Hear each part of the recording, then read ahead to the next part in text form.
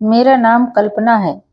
मैं एक गरीब परिवार में पैदा हुई थी, जहाँ हर दिन झगड़े और मारपीट का माहौल रहता था। हमारी बस्ती बहुत गंदी थी और जिंदगी हर दिन संघर्ष जैसी लगती थी। धीरे धीरे मैं बड़ी हुई, पर वक्त ने रहम नहीं किया। एक दिन मेरे माँ बाप दोनों गुजर गए। उनके जाने के बाद वह मकान जिसमें हम किराए पर रहते थे, मकान मालिक ने खाली करा लिया। अब मैं बिल्कुल बेसहारा थी, ना घर, ना खाना, ना कोई अपना। सड़कों पर भटकते हुए मैं कूड़ेदान से खाना ढूंढने लगी। उसी वक्त एक बड़ी काली गाड़ी मेरे सामने आकर रुकी। गाड़ी से एक लगभग 45 साल के सेठ जी उतरे। उन्होंने मुझे देखकर कुछ पल तक गौर से देखा, फिर बोले, बेटी, तुम्हें भूख लगी है क्या? मैं डर के मारी चुप रही, पर पेट में इतनी भूख थी कि आंखें झलक आई। मैंने हल्के से सिर हिला दिया। उन्होंने कहा, चलो मेरे साथ चलो, मेरे घर में काम करने के लिए किसी लड़की की जरूरत है। उनकी बात सुनकर मैं हैरान रह गई। वे मुझे जानते भी नहीं थे और सीधे अपने काम के लिए कह रहे थे। मुझे चुप देखकर उन्होंने कहा, घबराओ मत, मैं तुम्हें खाना रहने की जगह दूंगा। कुछ पल सोचने के बाद मैंने हाँ कर दी। शायद मेरे पास कोई रास्ता भी नहीं था। सेठ जी मुझे अपनी गाड़ी में बिठाकर पहले कपड़ों की दुकान ले गए। वहां से उन्होंने मेरे लिए सुंदर कपड़े खरीदे। फिर वह मुझे ब्यूटी पार्लर ले गए और बोले, इसकी हालत ठीक कर दो। जब मैंने कहा, नहा धोकर नए कपड़े पहने और आईने में खुद को देखा, तो मुझे अपनी आंखों पर यकीन नहीं हुआ। मैं सच में खूबसूरत लग रही थी। फिर मैं उनके बड़े बंगले पर पहुंची। घर पर बहुत शानदार था, लेकिन उसमें सिर्फ वही अकेले रहते थे। उन्होंने मुझे घर का काम समझाया और रहने के लिए एक छोटा कमरा दे दिया। रात को खाना खाने के बाद सेठ जी कहीं बाहर गए। थोड़ी देर में वह एक छोटे बच्चे को साथ लेकर लौटे और सीधे अपने कमरे में चले गए। मुझे यह अजीब लगा, पर मैं सचमुच अपने कमरे में सोने चली गई। रात के करीब बीचों बीच मेरी नींद अचानक खुल गई।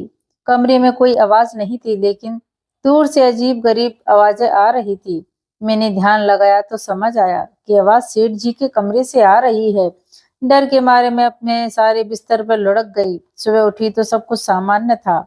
सेठ जी ने मुझे बुलाया और कहा, आज से पूरे घर की सफाई और खाना बनाने की जिम्मेदारी तुम्हारी है। बस याद रखना, मेरे कमरे और बेसमेंट में कभी मत जाना। मैंने हामी भर दी। दिन भर काम करती रही, पर उस बच्चे को कभी नहीं देखा जो पिछली रात उनके साथ अंदर आया था। यह बात मेरे मन में खटकती रही। शाम को सेठ जी लौटे तो मैंने खाना परोसा। उन्होंने मुस्कुराकर कहा, तुम बहुत अच्छा खाना बनाती हो। उनकी बात सुनकर मैं भी मुस्कुरा दी। रात को फिर वही हुआ। वे बाहर गए, एक दूसरा बच्चा लेकर लौटे और मैं अपने कमरे में चले गई। मैं सोने की कोशिश करने लगी, लेकिन कुछ देर बाद फिर वही डरावनी आवाजें आने लगी। अब मेरे दिल की धड़कन बहुत तेज हो चुकी थी। मुझे लगा, अब और नहीं, मुझे इस राज को जानना ही होगा। और फिर उसी रात मैंने धीरे से उनके कमरे का दरवाजा खोलकर अंदर झांका। जो कुछ मैंने देखा तो मेरी चीखें निकल गईं। अब मेरे मन में बस एक ही सवाल घूम रहा था, वह बच्चा जो रात में उनके साथ कमरे में गया था, सुबह वापस आया या नहीं? जब मालिक अपने कमरे से बाहर निकले तो वे हमेशा अकेले ही दिखाई देते थे। हर रोज वही सिलसिला चलता। वह किसी नए बच्चे को अपने साथ अंदर ले जाते और अगली सुबह कमरे में अकेले निकलते। मेरे मन में शक गहराने लगा। आखिर वह बच्चे जाते कहाँ हैं? कहीं मालिक कोई गलत या डरावना काम तो नहीं करते? हर रात बढ़ती यह रहस्यमय खामोशी जब मुझे बेचैन करने लगी थी। कई बार मेरा मन करता मैं मालिक से जाकर पूछूं कि आखिर यह चल क्या रहा है, आखिर हर रात यह सब क्या होता है, लेकिन डर के मारे मैं चुप हो जाती। अभी अभी तो मुझे नई नौकरी मिली थी। अगर उन्होंने मुझे घर से निकाल दिया तो फिर मैं सड़कों पर आ जाऊंगी। मेरा क्या होगा? लेकिन तभी मन में एक और ख्याल उठा, इस पूरे घर में और भी वो दो लोग रहते हैं। अगर कभी मेरे साथ कुछ गलत हो गया तो? यह सोचकर मेरे रोंगटे खड़े हो जाते। फिर मैंने एक बात पर ध्यान दिया था, मालिक ने कभी मुझे बुरी नजर से नहीं देखा, ना ही मेरे साथ कोई गलत व्यवहार किया। वे हमेशा सिर्फ लड़कों को ही अपने कमरे में ले जाते थे। अब तो यह रोज सिलसिला बन चुका था। हर रात कोई ना कोई नया लड़का उनके साथ कमरे में जाता। अंदर से वही अजीब आवाजें आती और सुबह होते ही बच्चा गायब हो जाता। अब मैं अंदर ही अंदर बहुत परेशान रहने लगी थी।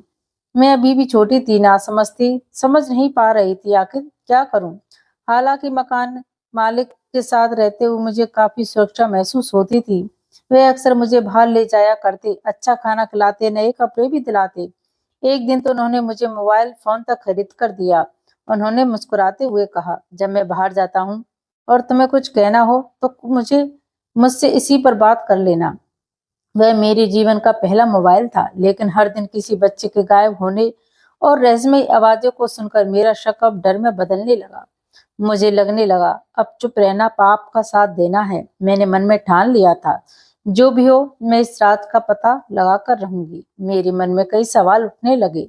क्या वे बच्चे के साथ कुछ गलत करते हैं या फिर उन्होंने मार डालते हैं? क्योंकि बच्चे तो हमें हवा में गायब नहीं हो सकते। अगर ऐसा ही चलता रहा तो पूरे शहर के बच्चे लापता हो जाएंगे। धीरे धीरे मेरे मकान मालिक का विश्वास जीत लिया। एक दिन मैंने हिम्मत करके कहा, मालिक, आप अपने कमरे की सफाई खुद करते हैं, मुझे अच्छा नहीं लगता।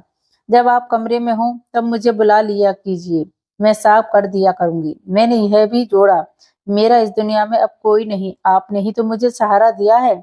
मैं आपको कभी धोखा नहीं दूंगी। मेरी बात सुनकर मालिक कुछ देर चुप रहे, फिर बोले, ठीक है, कल सुबह तुम मेरे कमरे की सफाई कर लेना। अब मुझे मौका मिल गया था। मैं जानना चाहती थी उस कमरे में आखिर होता क्या है। मेरा इरादा उन्हें धोखा देने का नहीं था, बस सच्चाई जानना था। सुबह जब मैं उनके कमरे में पहुंची तो देखा कमरा बहुत बड़ा और सुंदर था। बीच में एक अजीब सी टेबल रखी थी जिस पर गद्दा बिछा हुआ था, जैसे किसी को सुलाने के लिए। कमरे में बस एक ही दरवाजा था। मैंने पूरा कमरा और फिर बाथरूम साफ किया। बाथरूम बहुत शानदार था और वहां पे कोई दूसरा दरवाजा नहीं मिला। अब तक कुछ समझ नहीं आया। काम खत्म करके मैं बाहर निकली तो मालिक मुस्कुरा कर बोले, बहुत अच्छा काम किया। उन्होंने मुझ पर पूरा भरोसा किया था, पर उन्होंने क्या मालूम मेरे मन में एक शक की चिंगारी जल रही थी। मैंने सोचा, अगर किसी तरह कमरे के अंदर मोबाइल का कैमरा चालू कर छोड़ दूं तो सारा राज सामने आ सकता है। लेकिन डर भी था, अगर उन्होंने मोबाइल देख लिया तो मेरी जान निकल जाएगी। अब मैं दुनिया दुविधा में थी। जिसने मुझे सहारा दिया, क्या मैं उसी को धोखा दूं?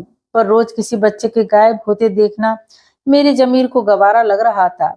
पुलिस को बताना चाहा, पर सोचा एक गरीब अनाथ लड़की की बात कोई नहीं मानेगा। एक रात मैंने मालिक से कहा, क्या मैं आप आज आपकी कमरे में सो सकती हूँ? आज मेरी माँ की बरसी है, मैं अकेले नहीं रहना चाहती।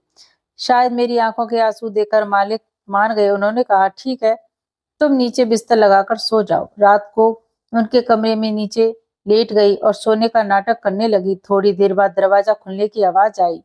मालिक फिर एक बच्चे को लेकर आए। उन्होंने बच्चे को टेबल पर बिठाया, लैपटॉप खोला और बड़ी अजीब सी आवाजें फिर शुरू हो गईं। थोड़ी देर बाद उन्होंने कुछ जलाया और कमरा धुएं से भर गया। मैंने खुद को संभालने की कोशिश की, पर धीरे धीरे मेरी आंखें भारी होने लगी और मैं बेहोश हो गई। जब होश आया तो सुबह हो चुकी थी। मालिक बिस्तर पर थे और बच्चा सही सलामत टेबल पर लेटा हुआ था। मैं चुप रही और देखने लगी। उन्होंने बच्चे को उठाया, खिड़की के पास गए जहां दरवाजे जैसा शीशा था। उन्होंने बाहर किसी को बच्चा सौंप दिया। वह शायद बच्चे के माता पिता थे। उन्होंने मालिक को धन्यवाद कहा और चले गए। मैंने झूठा अभिनय किया कि अब उठूं। वो और बोली, पता नहीं आज नींद इतनी देर से क्यों खुली है। मालिक मुस्कुराकर बोले, कोई बात नहीं, मुझे राहत मिली। शायद मालिक बच्चों को नुकसान नहीं पहुंचाते। मालिक के लिए अब मेरे मन में थोड़ी इज्जत और बढ़ गई थी। ऐसे ही 7 महीने बीत गए। अब मालिक मुझ पर पूरी तरह भरोसा करने लगे थे।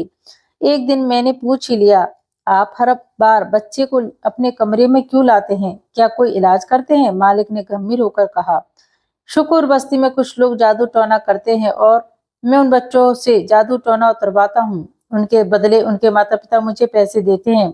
मैंने सिर हिलाया, पर मन में सवाल उठने लगे, क्यों?